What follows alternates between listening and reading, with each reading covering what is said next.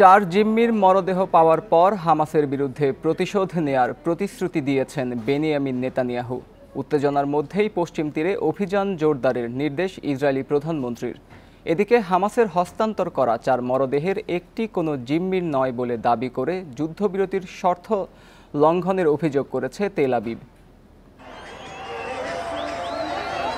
দ্বিতীয় ধাপের যুদ্ধবিরতি আলোচনা শুরুর আগে শর্তমতে বৃহস্পতিবার রেডক্রসের কাছে চার জিম্মির মরদেহ হস্তান্তর করে হামাস।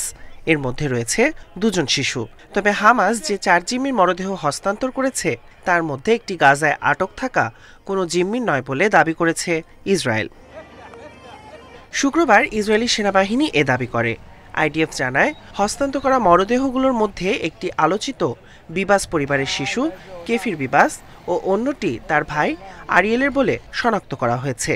তৃতীয় মরদেহটি তাদের মা শিরির হওয়ার কথা ছিল, কিন্তু তার কিংবা অন্য কোনো জিম্মির সঙ্গে এ মরদেহের মিল পাওয়া যায়নি। মরদেহের পরিচয় এখনও শনাক্ত করা যায়নি। বিবৃতিতে শিরি ও সব জিম্মিকে ফিরিয়ে দেওয়ার দাবি জানিয়ে হামাসের বিরুদ্ধে যুদ্ধবিরতি শর্ত লঙ্ঘনের অভিযোগ করেছে ইসরায়েল।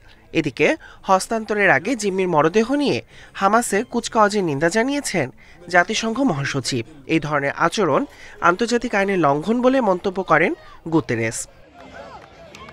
এদিকে চলমান উত্তেজনার মধ্যেই বৃহস্পতিবার তেল আবিবে 3 বাসে বিস্ফোরণের ঘটনা ঘটেছে।